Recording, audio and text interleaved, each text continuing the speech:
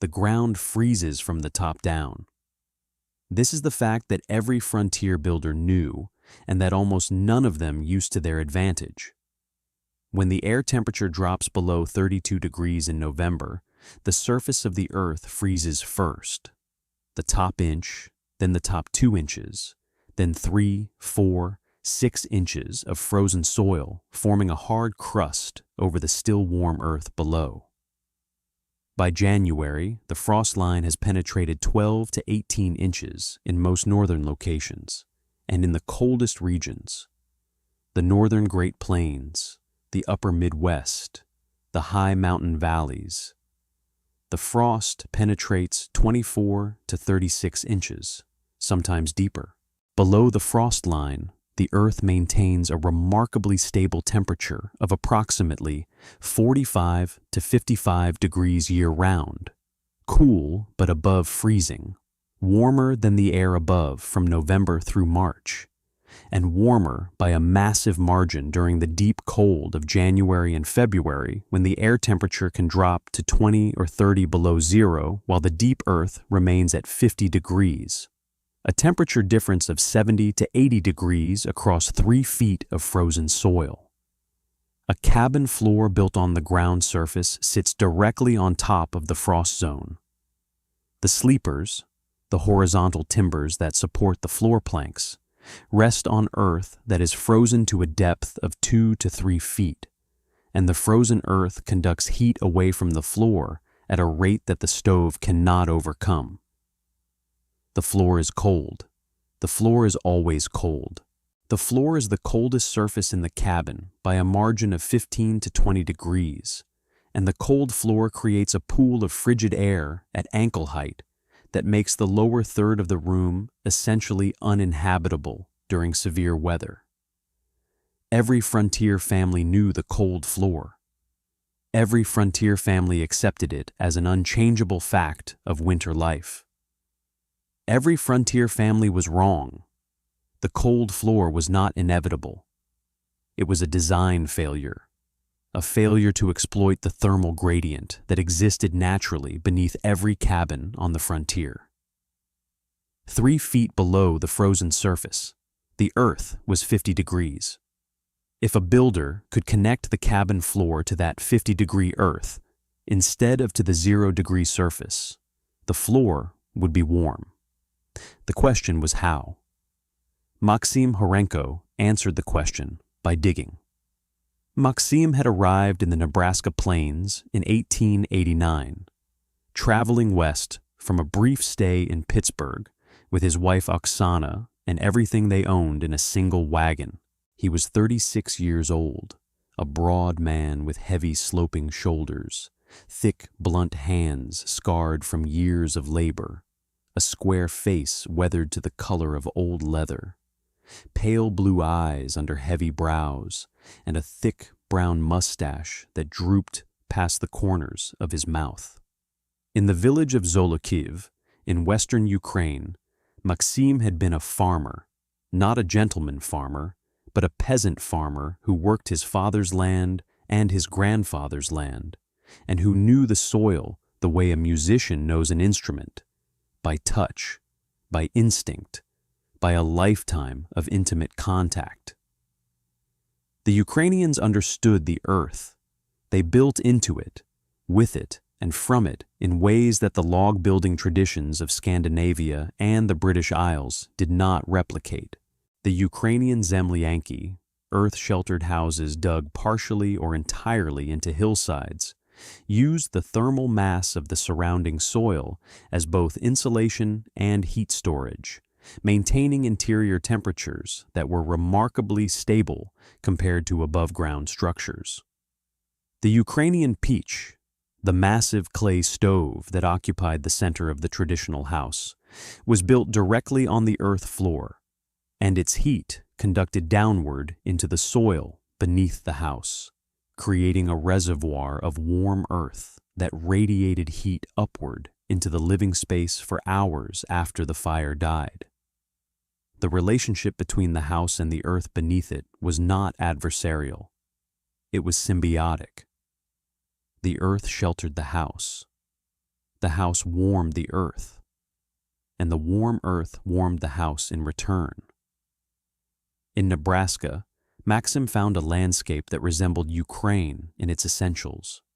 Flat, treeless, wind-scoured, with deep, rich soil that could be cut and shaped like soft stone. The sod houses that the earlier settlers had built were crude versions of the Ukrainian earth-sheltered tradition.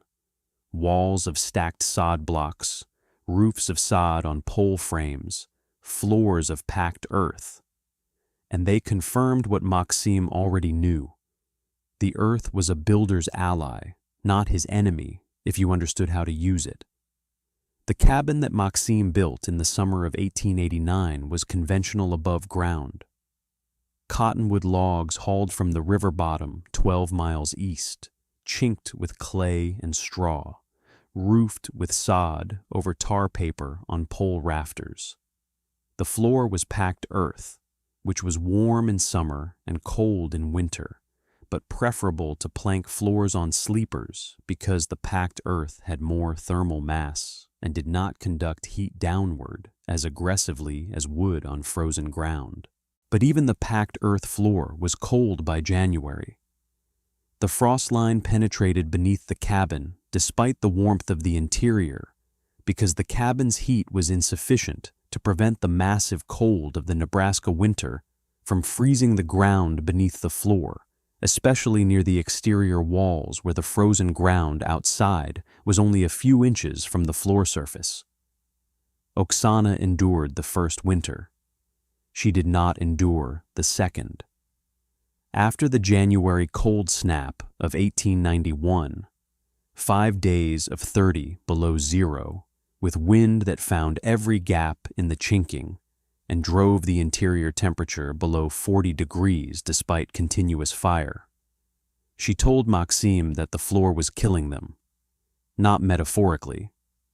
The children, their son Taras, 8 years old, and daughter Helena, 5, spent the winter with perpetual colds, coughs, and the listless fatigue of chronic cold exposure. Helena had developed a persistent cough that kept her awake at night, and that Oksana feared was progressing toward pneumonia. The cold came from below, rising through the frozen earth floor into the children's bodies as they played, sat, and slept at floor level. The stove heated the air above. The earth stole the heat below, and the children, caught between the warm air and the cold floor, were slowly being drained of the warmth they needed to stay healthy. Maxim began digging in March of 1891, as soon as the ground thawed enough to work. His plan was simple in concept and enormous in labor. He would excavate a room beneath the cabin floor, a cellar, but not for storage, and fill it with straw. The straw would create a thermal barrier between the cabin floor and the frozen earth below, breaking the conductive path that drained heat from the living space into the ground. The concept was derived from the Ukrainian practice of packing straw into the walls and roof cavities of traditional houses for insulation, a practice that Maxim had helped his father perform every autumn in Zolochiv, stuffing bundles of wheat straw into the space between the inner and outer walls of the house to prepare for winter. The excavation was the hardest physical labor Maxim had ever performed. The cabin measured 16 feet by 18 feet, 288 square feet of floor area, and Maxim planned to excavate to a depth of 30 inches beneath the entire floor. This meant removing approximately 215 cubic feet of earth, roughly 16 tons of soil, from beneath an occupied cabin through an opening in the floor that was initially only 3 feet by 3 feet. He began at the center of the cabin, where the stove sat. He pulled the stove aside, cut a 3-foot square opening in the packed earth floor, and began digging downward with a short-handled spade, filling buckets that Oksana hauled up and dumped outside. The soil was heavy prairie clay, dense, sticky when wet, hard when dry, and progress was slow. In the first week, working 4 to 5 hours per day after completing his farm chores, Maxim excavated approximately 30 cubic feet, a hole 3 feet square and 3 feet deep. At this rate, the full excavation would take approximately 7 weeks. Oksana suggested the improvement that made the project feasible. Rather than excavating the entire space to 30 inches, a massive volume of earth, she proposed excavating to 30 inches only in the center of the cabin beneath the stove and the primary living area, and to 18 inches around the perimeter. The center, where the family spent most of their time and where the stove's heat was concentrated, would receive the full 30 inches of straw insulation. The perimeter, where less time was spent and where the benefit of additional depth was diminished by the proximity of the frozen ground outside the walls, would receive 18 inches. This reduced the total excavation volume by approximately 25%, from 16 tons to 12 tons, and shortened the project timeline from 7 weeks to 5. The excavation took from March through mid-April, 5.5 weeks of grueling labor, 4 to 5 hours per day, hauling earth bucket by bucket through the opening in the floor. Taras helped by carrying the smaller buckets to the dump pile. Oksana hauled the full buckets and managed the dump site, spreading the excavated earth around the cabin's exterior, where it formed a low berm that would later serve as additional insulation against the foundation walls. By mid-April, the space beneath the cabin was a shallow cellar, 30 inches deep in the center, 18 inches deep at the perimeter, with vertical earth walls shored with scrap lumber to prevent cave-ins and a flat earth floor that was now well below the frost line. If you want to know what happened when a Ukrainian farmer dug a room beneath his cabin and packed it with straw while his neighbors said he was digging his own grave, subscribe to this channel and tell me in the comments where you are watching from. The straw came from the previous autumn's wheat harvest. Maxim had stored approximately 2 tons of wheat straw in a rick behind the barn, more straw than he needed for livestock bedding, and this surplus was exactly the material he needed for the subfloor insulation. Wheat straw is one of the most effective natural insulation materials available. Dry straw has an insulation value of approximately R1.5 per inch, comparable to loose-fill cellulose and significantly better than wood, earth, or stone. A 30-inch layer of compressed straw would provide approximately R30 to R35 of insulation, a value comparable to the fiberglass insulation in a modern, well-insulated house, and approximately 10 times the insulation value of the packed earth floor it replaced. The straw was packed into the excavated space in layers. Maxim lowered bundles of straw through the floor opening and spread them across the cellar floor in 6-inch layers, tamping each layer with a flat board to compress it and eliminate the large air pockets that would reduce its insulation value. Between each straw layer, he spread a thin dusting of slaked lime, calcium hydroxide, purchased for 60 cents from the general store in the nearest town, which served as a pest deterrent and moisture absorber. The lime prevented mice and insects from nesting in the straw and absorbed any residual moisture that might promote rot or mold. The total lime cost was $3 for the entire installation. The straw filling took 2 days, far faster than the 5 weeks of excavation. When complete, the subfloor space was packed with approximately 1.5 tons of compressed wheat straw from the earth floor of the cellar to the underside of the cabin floor above, creating a continuous thermal barrier 30 inches thick in the center and 18 inches thick at the perimeter. The only break in the straw layer was at the stove location, where Maxim placed a pad of flat stones, 6 inches thick, 2 feet square, directly beneath the stove's position to prevent the stove's heat from charring or igniting the straw. The stone pad conducted the stove's heat downward into the top of the straw layer, where it was absorbed and held rather than conducted into the frozen earth below. The cabin floor was rebuilt over the straw-filled cellar. Maxim laid new sleepers, cottonwood poles 6 inches in diameter, across the top of the excavation, resting on the undisturbed earth at the perimeter walls. The sleepers spanned the 18-foot width of the cabin and were spaced 2 feet apart, creating a framework that supported the new plank floor above the straw-filled cellar below. The floor planks, rough-sawn cottonwood, 2 inches thick, were nailed to the sleepers with cut nails, creating a solid floor surface approximately 3 feet above the bottom of the straw-filled cellar. The total cost of the project was $22.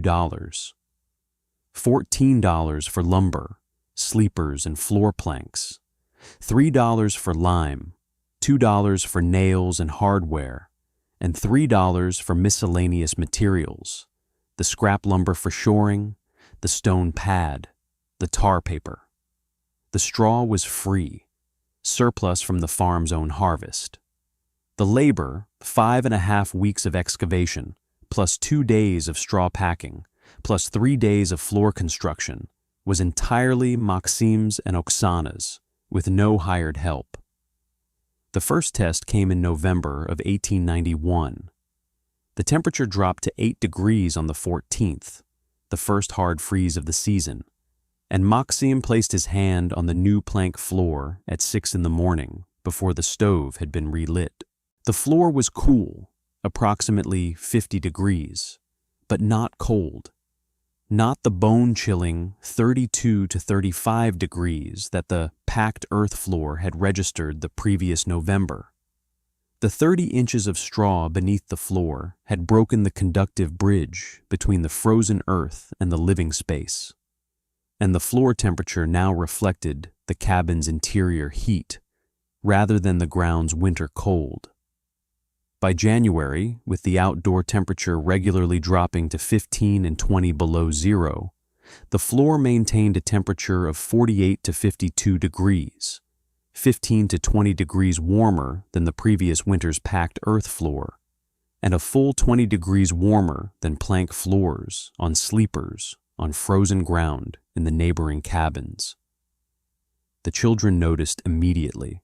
Taras, who had spent the previous 2 winters in heavy wool socks and sheepskin slippers that he never removed from October through April, walked barefoot on the new floor for the first time on Christmas Day, 1891, and declared it warm. Helena, whose persistent cough had been the catalyst for the entire project, played on the floor in her cotton stockings without complaint, without shivering, without the hunched cold posture that had characterized her previous winters. If this story has touched you, share it and subscribe, because the quiet engineering that kept families alive and farms running for generations deserves to be remembered. The fuel savings were dramatic. Before the straw cellar, Maxim burned approximately 5 cords of cottonwood per winter, a massive quantity of fuel that required 3 weeks of dedicated labor to fell, buck, split, and haul from the river bottom 12 miles away. After the straw cellar, the first winter's consumption dropped to approximately 3¼ cords, a 35% reduction. The savings came from 2 sources: the elimination of the floor heat drain, which had been consuming approximately 30 to 40% of the stove's output, and the improved temperature stability, which reduced the frequency of high burn cycles needed to recover from overnight temperature drops. The overnight performance was the most striking improvement. Before the straw cellar, the cabin temperature dropped from 65 degrees at bedtime to 35 degrees at dawn, a 30-degree drop over 8 hours, requiring a 2 o'clock reload to prevent freezing. After the straw cellar, the overnight drop was reduced to 20 degrees, from 65 at bedtime to 45 at dawn. Because the R30 straw layer prevented the floor from draining heat into the frozen ground during the night. 45 degrees at dawn was cold, but it was livable, and it was warm enough that Maxime could skip the 2 o'clock reload on all but the coldest nights, below 20, below zero, reclaiming the uninterrupted sleep that the cold floor had stolen for 2 winters. The neighbor who noticed first was Bohdan Savchuk, another Ukrainian from a village 30 miles from Zolochiv, who visited Maxime's cabin in January 1892 and immediately felt the difference in the floor. Bohdan had built a conventional sod house with a packed earth floor, and his floor temperature in January was the standard 32 to 35 degrees. He sat on Maxime's floor and felt 50 degrees through the seat of his trousers and asked what Maxime had done. Maxime showed him the cellar, lifting a floor plank near the wall to reveal the compressed straw below, and explained the principle. Bohdan asked one question: how long did the digging take? 5.5 weeks. Bohdan nodded slowly and said nothing else for several minutes, calculating the labor against the benefit. Bohdan dug his cellar that spring. His excavation was smaller. His cabin was 14 by 16 feet, and he completed it in 4.5 weeks. The results were identical to Maxime's: a floor temperature of 48 to 52 degrees in midwinter, a fuel savings of 30%, and the elimination of the cold floor misery that had made his first 3 Nebraska winters a test of endurance. The February blizzard of 1893 provided the extreme test. The storm was a 3-day event. Winds sustained at 40 miles per hour with gusts exceeding 60, temperatures dropping to 28 below zero, snow driven horizontally in a whiteout that made the walk from cabin to barn a life-threatening exercise. During the storm, the conventional cabins in the settlement, those with packed earth floors or plank floors on sleepers, experienced interior temperatures that dropped to the mid-20s during the overnight hours, with floor temperatures below 20 degrees in the corners farthest from the stove. 2 families reported ice on the interior walls. One family's water supply, a barrel kept inside the cabin, froze solid. Maxime's cabin held. The floor temperature during the worst night of the blizzard, when the outdoor air hit 28 below with the wind howling at 60 miles per hour, dropped to 42 degrees, cold but not freezing. The stove, burning at moderate rate, maintained an air temperature of 50 degrees at table height. The straw cellar was performing exactly as designed. The R30 barrier prevented the catastrophic heat loss through the floor that was draining the neighboring cabins, and the cabin's heat stayed in the cabin rather than bleeding into the frozen earth below. The straw required replacement on a 3-year cycle. After 3 winters, the top layer of straw, the 6 inches closest to the warm cabin floor above, had compressed and partially decomposed from the repeated heating and cooling cycles, reducing its insulation value from the original R9 for 6 inches to approximately R5. The lower layers, protected from temperature cycling and kept dry by the lime, were in better condition, but Maxime replaced the top 12 inches of straw as a precaution, hauling out the old straw, which made excellent garden compost, and packing in fresh straw from the autumn harvest. The replacement took 1 day and cost nothing. The straw was free, and the lime cost 60 cents. The 3-year maintenance cycle was a minor inconvenience compared to the continuous benefit of a warm floor, low fuel consumption, and uninterrupted sleep. The mouse problem, which Maxim had anticipated, was real but manageable. Despite the lime treatment, mice attempted to nest in the straw cellar during the first autumn, attracted by the warmth and the shelter. Maxim's solution was a barrier of wire mesh, hardware cloth with quarter-inch openings, laid over the top of the straw layer beneath the floor planks. The mesh prevented mice from accessing the straw from above while allowing heat to transfer freely through the openings. The mesh cost $1.50 and was installed in a single afternoon. After the mesh installation, the mouse problem was eliminated. The lime deterred entry from the earth sides and bottom, and the mesh blocked entry from the top. Oksana tracked the health of the children through the first straw cellar winter with the attention of a mother who had watched her daughters cough with increasing dread. Taras had 4 colds during the winter of 1890 to 91, the last winter with the packed earth floor, and was lethargic and pale from January through March.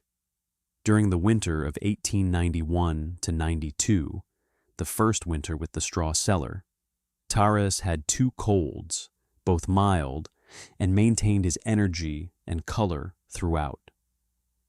Helena's persistent cough, the cough that had driven Oksana to demand the change, did not return. She had 1 cold in December that resolved in a week, and she spent the rest of the winter playing on the warm floor in cotton stockings, healthy and active. The pallor and fatigue of the previous winters replaced by the color and energy of a child who was finally warm enough. By 1896, 5 families in the settlement had dug straw cellars beneath their cabins. The construction varied in scale, from Maxim's full 30-inch excavation to a shallower 12-inch version that a bachelor farmer named Clem Rucker dug in a single week, which provided approximately R15 of insulation and raised the floor temperature by 10 degrees rather than 20. But the principle was identical in every case. Remove the frozen earth from beneath the floor, replace it with straw, and break the conductive bridge that drains heat from the living space into the ground. The long-term performance of the straw cellar exceeded Maxim's expectations. After 5 years of operation, with 1 straw replacement in 1894, the system was performing identically to its first winter. The earth walls of the cellar had stabilized, no further slumping or cave-ins after the initial shoring, and the lime treatment had prevented any significant rot or pest damage in the lower straw layers. The floor temperature in the 5th winter was 49 degrees in January, within 1 degree of the first winter's measurement. The fuel consumption remained at approximately 3¼ cords per winter, consistent year to year, confirming that the insulation value of the straw was not degrading over time, as long as the top layer was refreshed on the 3-year cycle. The economics of the straw cellar were powerful. The $22 construction cost was recovered in fuel savings within 2 winters. 1¾ cords saved per winter at $6 per cord equaled approximately $10.50 per year in fuel savings. Over 5 years, the cumulative fuel savings exceeded $50, more than twice the construction cost. Over 10 years, the savings approached $100, against a total maintenance cost of approximately $5.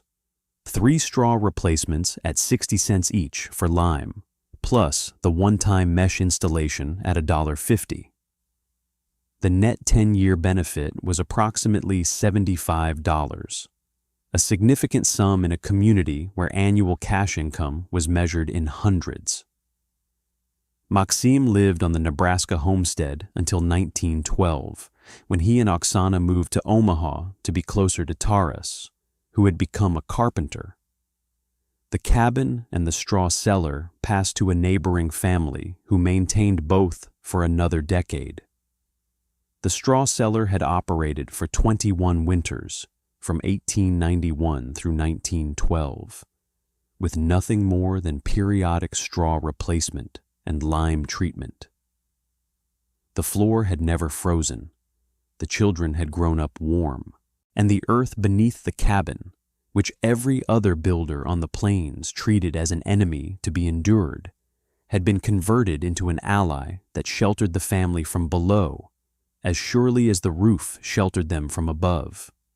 The ventilation of the straw cellar was a concern that Maxime addressed during construction, but that proved to be less problematic than he had anticipated. Straw, when packed dry and treated with lime, does not produce significant gases or odors, and the enclosed cellar, sealed above by the floor planks and below and around by compacted earth, did not require active ventilation. However, moisture management was critical. Any moisture that entered the straw, from ground seepage, from condensation, or from spills through the floor above, would promote decomposition, generate heat from biological activity, and reduce the insulation value of the affected straw. Maxime addressed this with 3 measures. First, the earth walls and floor of the cellar were coated with a thick layer of clay, the same dense prairie clay that he had excavated, troweled smooth and allowed to dry to a hard shell. The clay shell served as a moisture barrier, preventing groundwater from seeping laterally into the straw from the surrounding frozen earth during the spring thaw, when meltwater saturated the soil around the cabin's foundation.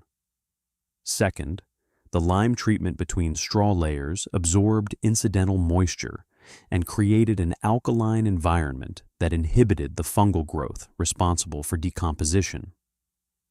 The lime was not a perfect moisture barrier. It could absorb only a limited quantity of water before becoming saturated, but it provided a buffer against the small amounts of moisture that inevitably found their way into any subfloor space on the prairie. Third, the floor planks above the straw were tight-fitted, and the gaps between planks were filled with a mixture of sawdust and pine pitch, a rudimentary sealant that prevented water spills from the cabin above from dripping down into the straw. Oksana, who managed the cabin's interior, was meticulous about mopping up spills immediately and about keeping the floor dry, a habit that she maintained with the same discipline throughout the 21 years of the straw cellar's operation. The second alternative was moss, gathered from creek banks and marshes and packed into subfloor spaces. Moss was an effective insulator, approximately R3 per inch when dry, and was free, but it retained moisture aggressively and decomposed rapidly in enclosed spaces, producing odors and promoting mold growth that made it unsuitable for long-term installations. Moss-insulated floors required annual replacement, a significant labor cost that eroded the material's apparent cost advantage. The third alternative was the approach that most settlers actually used: nothing. Most Nebraska cabins had no subfloor insulation at all, just packed earth or planks on sleepers on frozen ground. And the families accepted the cold floor as an immutable condition of prairie life. Maxime's straw cellar demonstrated that the cold floor was not immutable, but was instead a solvable problem, and that the solution was available to any farmer with a spade, a surplus of straw, and the willingness to dig. The community gathering in March 1894, the annual spring meeting where the settlement's families discussed plans for the coming year, included a discussion of the straw cellar that Maxime later described as the most satisfying conversation of his life. Bohdan Savchuk, who had dug his own cellar in 1892, reported his third winter's performance.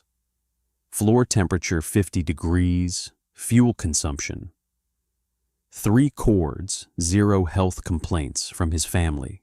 Clem Rucker, the bachelor who had dug the shallower 12-inch version, reported a floor temperature of 42 degrees. Not as warm as Maxim's, but 10 degrees warmer than his previous packed earth floor, and sufficient to eliminate the worst of the cold floor misery. 2 other families, the Kovacs and the Drazens, reported first winter results consistent with Maxim's and Bowden's. The conversation turned to the labor question, which was the primary barrier to adoption. 5.5 weeks of excavation was a massive commitment of time and energy, time that competed with plowing, planting, fencing, and the 100 other tasks that a prairie homestead demanded. Maxim acknowledged the labor cost honestly. The digging was brutal. It was the hardest physical work he had ever done. Harder than plowing, harder than splitting wood, harder than any farm task because it was done in a cramped, dark space beneath the cabin floor, hunched over, swinging a short-handled spade into clay that resisted every stroke. His back had ached for weeks afterward. His hands had blistered, and the blisters had hardened into calluses that he still carried. But the labor was finite, 5.5 weeks once, and the benefit was permanent. The straw cellar did not wear out, did not break, did not require annual rebuilding. The straw replacement on the 3-year cycle took 1 day, not 5 weeks. And the benefit, warm floors, less fuel, healthy children, uninterrupted sleep, accrued every day of every winter for the life of the cabin. Maxim said that the 5.5 weeks of digging had purchased 20 years of warm floors, and that no other investment of labor on the homestead had yielded a comparable return. Oksana added a detail that the men had not considered. She said that the warm floor had changed the way the family lived in winter. Before the straw cellar, winter life was vertical. The family stood, sat on benches, slept on raised platforms, and avoided the floor because the floor was hostile territory, a surface that drained heat from any body that contacted it. After the straw cellar, winter life became horizontal. The children played on the floor. Oksana worked at floor level, carding wool, mending clothing, sorting dried beans. And the family gathered in the evening around the stove, sitting on the warm planks rather than perched on benches above the cold zone. The floor had been reclaimed as living space, and the cabin felt larger because the entire floor area was usable rather than only the area immediately around the stove. The spring thaw drainage was a concern that Maxim monitored carefully during the first 3 years. The Nebraska spring thaw, which occurred in March and April when the accumulated winter snow melted over a period of 2 to 3 weeks, saturated the surface soil and raised the water table, potentially sending meltwater into the straw cellar through the earth walls. Maxim's clay shell on the cellar walls proved effective. The dense fired clay resisted water penetration, and the small amount of moisture that seeped through was absorbed by the lime in the straw layers without reaching saturation. The straw in the lower layers, the material closest to the earth walls and floor, showed slight moisture increase during the spring thaw, but dried completely within 2 weeks as the water table receded and the natural drainage of the prairie soil carried the moisture away. At no point during 3 spring thaws did the straw become wet enough to promote decomposition or reduce its insulation performance. The straw cellar did not directly address wind infiltration through the walls. That was a function of chinking quality and wall construction. But it eliminated the floor as an infiltration pathway. In conventional cabins, cold air entered through gaps at the base of the walls where the logs met the foundation, and this air pooled at floor level, creating the familiar ankle-height cold layer. With the straw cellar, the floor was sealed. The tight-fitted planks on sleepers over the straw-packed cellar created a continuous barrier that prevented cold air from entering through the floor surface. And the warm straw below prevented the conducted cold that supplemented the infiltrated cold in conventional cabins. The floor zone, for the first time, was both infiltration-free and conduction-free, warm from below and sealed from the sides. The depth question, why 30 inches and not 12 or 48, was one that Maxim answered from experience rather than calculation. In Zolochiv, the zemlyanki were dug to a depth that placed the living floor below the frost line, typically 3 to 4 feet in the Ukrainian climate, so that the earth walls surrounding the living space were always above freezing, always radiating warmth inward rather than conducting cold. On the Nebraska prairie, where the frost line penetrated 24 to 36 inches, Maxim's 30-inch excavation placed the bottom of the straw cellar at or just below the frost line, ensuring that the earth beneath the straw was unfrozen, 50 degrees year-round, and that the straw's insulation job was to separate the warm cabin floor from that 50-degree earth, not from 20-degree frozen earth. The temperature difference the straw had to bridge was therefore approximately 15 degrees, 65-degree cabin to 50-degree earth, rather than 45 degrees, 65-degree cabin to 20-degree frozen surface, a much smaller gap that the R30 straw barrier could handle easily, maintaining floor temperatures in the high 40s to low 50s even during extreme cold events. Clem Rucker's shallower 12-inch cellar demonstrated the importance of depth. 12 inches of excavation placed the bottom of his straw layer above the frost line in frozen earth, and his R15 straw barrier had to bridge a larger temperature difference, 65 degrees to approximately 32 degrees at the frost line, with less insulation. The result was a floor temperature of 42 degrees, warmer than his previous 32, but 8 degrees colder than Maxim's 50. The lesson was clear. Every additional inch of depth paid dividends, both by adding straw insulation above and by reaching warmer earth below, and the optimal depth was whatever depth placed the cellar floor below the local frost line. The structural concern that Maxim addressed most carefully was the load-bearing capacity of the straw-filled cellar. A cabin floor supports the weight of the occupants, furniture, stove, and stored supplies. A distributed load of approximately 20 to 30 pounds per square foot, concentrated at higher values beneath heavy items like the stove, which weighed approximately 300 pounds on 4 legs, creating point loads of 75 pounds each. The straw-filled cellar had to support these loads without compressing so much that the floor deflected noticeably or that the insulation value of the compressed straw diminished. Maxim's solution was the sleeper system. The floor sleepers, 6-inch cottonwood poles, spanned the cellar from wall to wall, resting on the undisturbed earth at the perimeter rather than on the straw below. The sleepers carried the floor loads directly to the earth walls, bypassing the straw entirely. The straw supported no weight other than its own. It was a passive fill material that provided insulation without structural function. This separation of structural and thermal roles was the key insight. The sleepers carried the load, the straw provided the insulation, and neither depended on the other.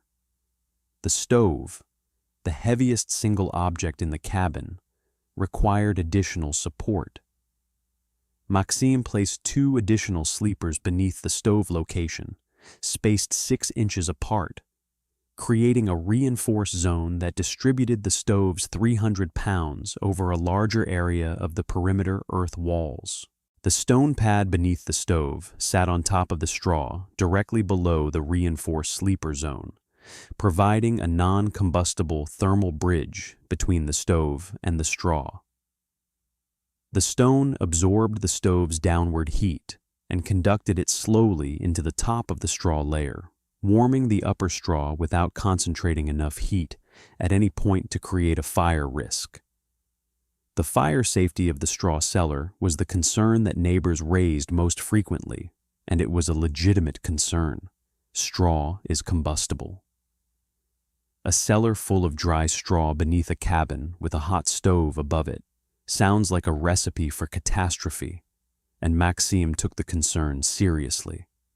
His fire safety measures were threefold. First, the stone pad beneath the stove, 6 inches of dense river stone, absorbed the stove's downward heat and distributed it over an area of 4 square feet, rather than concentrating it at the 4 leg contact points. The maximum temperature at the top of the straw, directly beneath the stone pad, measured during a peak burn with the stove at 400 degrees, was approximately 110 degrees, well below the ignition temperature of straw, which is approximately 450 degrees. The safety margin was over 300 degrees. Second, the straw was packed tightly. Loose straw ignites easily because the air between the stalks provides oxygen for combustion. Compressed straw, packed to approximately half its loose volume, ignites much more slowly because the reduced air content limits the oxygen available for combustion. Tightly packed straw bales have been used as building material for over a century and have demonstrated fire resistance comparable to conventional wood frame construction when properly plastered or enclosed. Third, the lime treatment. The slaked lime dusted between the straw layers was slightly fire retardant. Calcium hydroxide does not burn and releases water vapor when heated, which cools the surrounding material. The lime was not a fire barrier in itself, but in combination with the compression and the stone pad, it provided an additional margin of safety that made accidental ignition of the straw cellar extremely unlikely under any normal operating condition. In 21 years of operation, through thousands of fires in the stove above, Maxime's straw cellar never experienced any heat-related incident. No smoldering, no discoloration of the upper straw layer, no smoke or odor from the cellar. The stone pad and the tight packing performed exactly as designed, maintaining a safe temperature throughout the straw mass under all operating conditions. The spreading of the technique beyond the immediate settlement followed the pattern common to frontier innovations: slow adoption driven by direct observation rather than advocacy. Maxime did not promote the straw cellar. He did not write about it, lecture about it, or travel to demonstrate it. He simply lived in a warm cabin while his neighbors lived in cold ones, and the neighbors, observing the difference over multiple winters, eventually asked questions and then acted on the answers. The adoption curve was approximately 1 to 2 families per year through the 1890s, accelerating slightly after 1896 as the accumulating evidence from multiple installations in the settlement made the benefits undeniable. A German-born homesteader named Fritz Landauer, who settled 4 miles east of the settlement in 1894, heard about the straw cellar from a traveling preacher who had visited both Maxime's cabin and Fritz's sod house in the same week. Fritz was skeptical. He came from a building tradition that used massive masonry walls and tile stoves for heat retention, and the idea of insulating with straw struck him as primitive. But after his 3rd Nebraska winter, during which his wife and 3 children spent 5 months in a sod house with a floor temperature that never exceeded 35 degrees, Fritz rode to Maxime's homestead and asked to see the cellar. Maxime lifted a floor plank. Fritz put his hand on the straw and felt the warmth. He dug his own cellar that April, completing it in 6 weeks, working alone, and reported a first winter floor temperature of 49 degrees. Fritz's conversion was significant because he was the first non-Ukrainian to adopt the technique, and his endorsement, coming from a man known in the area for his skepticism and his exacting standards, carried weight with the broader settler community. 2 families who had dismissed the straw cellar as a Ukrainian peculiarity reconsidered after Fritz's report, and both dug cellars the following spring. Taras, Maxim's son, grew up on the warm floor of the straw cellar cabin and carried the knowledge forward into his adult life. When he established his own household in Omaha in 1908, he did not dig a straw cellar. The urban house had a conventional basement with a coal furnace. But he insulated the basement ceiling with compressed straw packed between the floor joists, applying the same principle in a different form. The urban adaptation was simpler than the frontier original. No excavation, no earth walls, no clay shell. But the thermal result was identical: a warm floor above a layer of straw insulation, breaking the conductive bridge between the living space and the cold air below. Halina, the daughter whose persistent cough had driven Oksana to demand the straw cellar, married a farmer named Pavlo Melnik in 1904 and settled on a homestead 20 miles north of the family's original claim. She insisted on a straw cellar before the first winter. Pavlo, who had never seen one, was skeptical until Halina took him to her parents' cabin and had him sit on the warm floor in January. He dug the cellar that March. Their children grew up on a warm floor, never knowing the cold floor misery that had made Halina sick as a child, never understanding, until Oksana told them the story years later, that the warm floor was not natural but was the product of 5.5 weeks of brutal labor performed by their grandfather before they were born, so that no child in the family would ever be cold from below again. The January cold snap of 1896 produced the most dramatic single-night comparison in the settlement's history.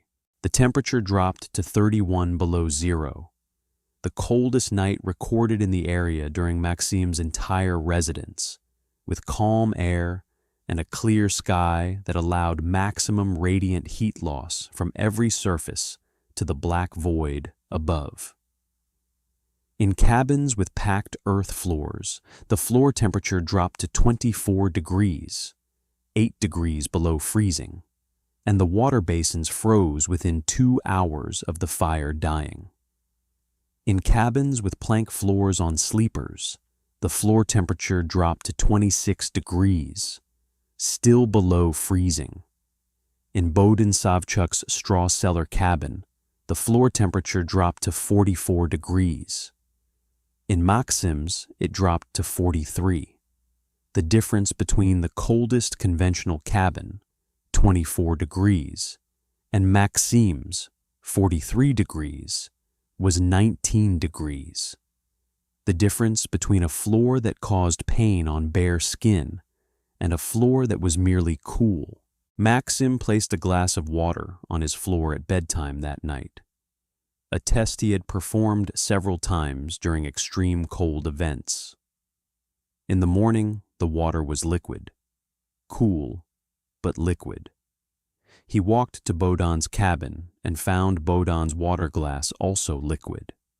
He then walked to his nearest neighbor without a straw cellar, a farmer named Oleksa Timchuk, and found Oleksa's water glass frozen solid, a block of ice sitting on a floor that hurt to touch barefoot. Maxim carried the frozen glass back to his cabin and set it on his warm floor, where it melted in 20 minutes. He said later that the melting glass was worth more than any explanation he could give. It was proof you could hold in your hand.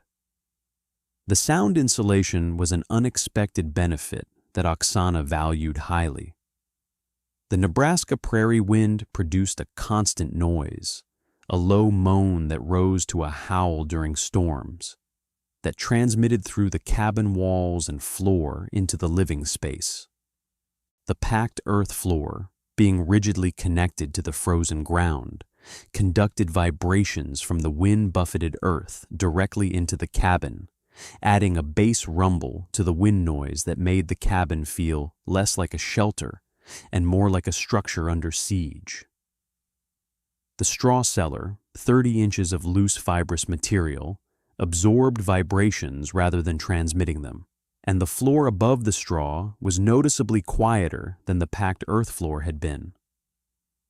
Oksana said the cabin felt calmer after the straw cellar was installed, not just warmer, but quieter, and that the reduction in noise improved sleep quality beyond what the temperature improvement alone could explain.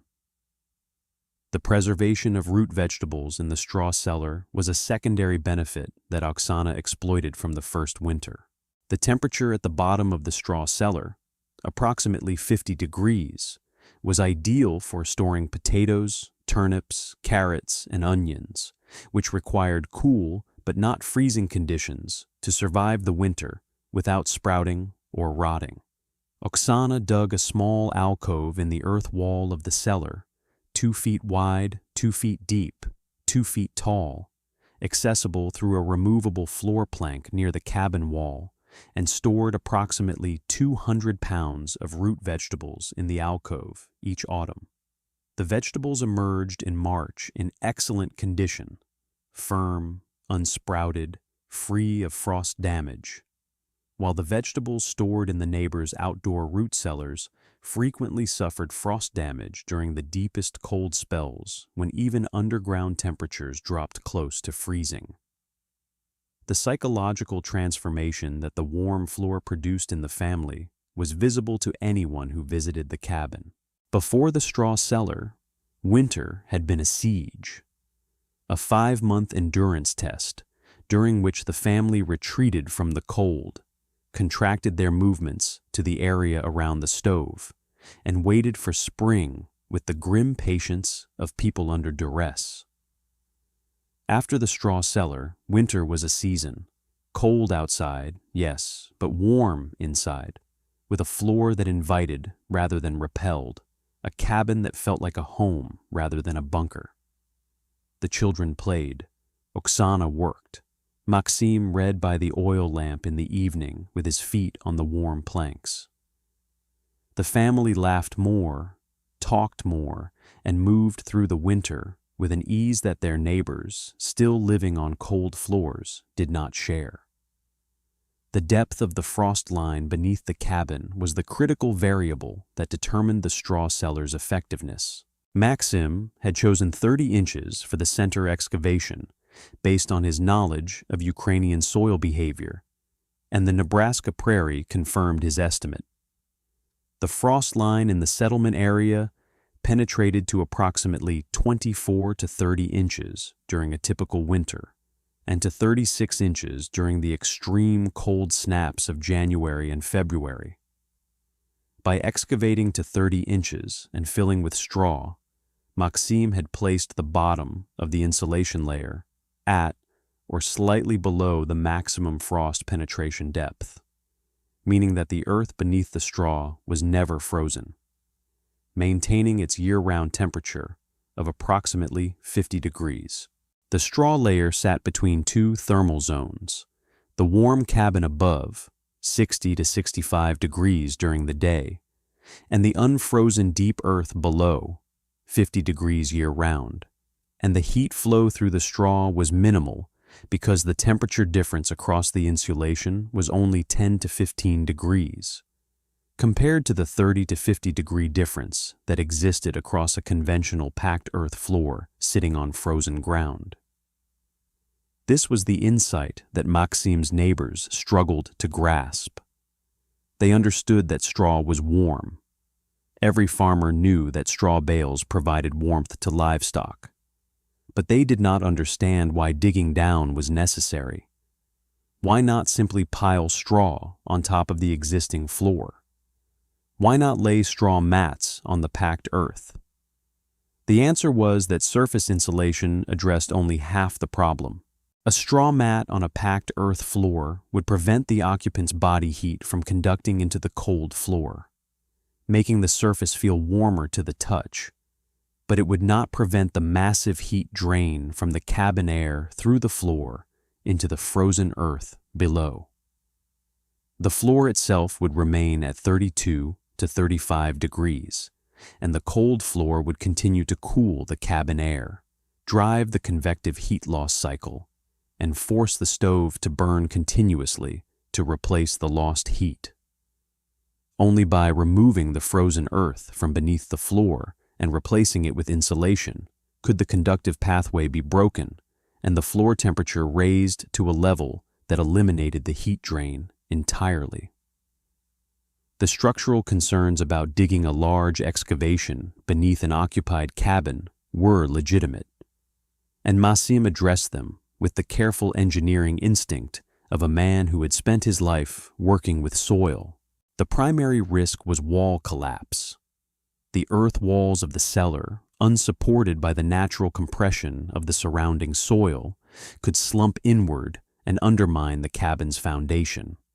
Maxim's shoring, scrap lumber placed vertically against the earth walls with horizontal braces between opposing walls, prevented this, and the clay shell that he applied over the shoring added structural rigidity that improved with age as the clay dried and hardened. After 3 years, the clay shell was essentially a permanent structure, a thin ceramic wall that supported the earth behind it and that would not deteriorate under normal conditions. The second structural risk was floor deflection. The new sleepers, spanning the 18-foot width of the cabin, carried the weight of the floor, the furniture, and the occupants across an unsupported span, and an 18-foot span in 6-inch cottonwood poles would deflect noticeably under load. A springy, bouncy floor that felt unstable and that would eventually crack the floor planks.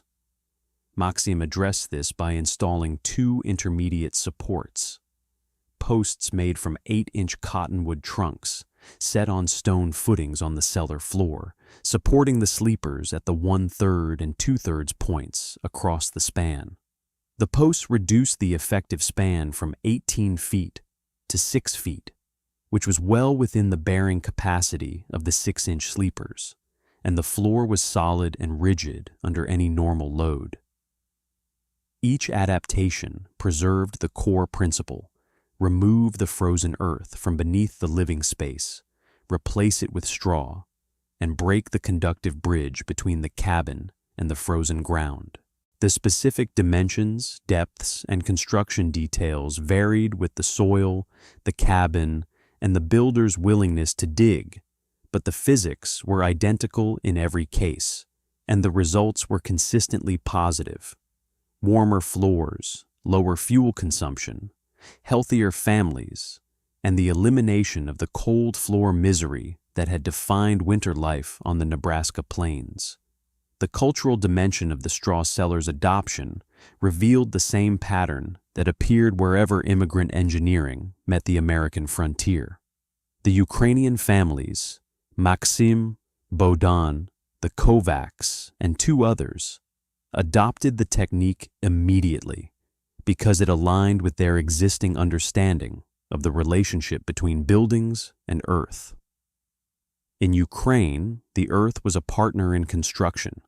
You built into it, with it, and from it, and the idea of digging beneath a cabin to improve its thermal performance was not radical, but obvious, an extension of practices that were centuries old.